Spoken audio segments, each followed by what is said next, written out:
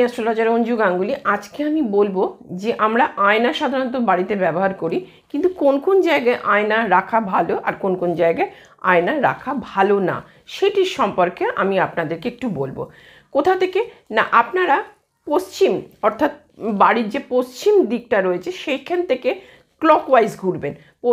পশ্চিম থেকে আপনারা উত্তরে যেতে পারেন, উত্তর পূর্ব এবং পূর্ব, ঠিক পূর্ব পর্যন্ত কিন্তু স্টপ করতে হবে। তারপরে আপনার হঠাৎ ডান হাতের পর থেকে কিন্তু আর আপনি আয়না রাখতে পারবেন না।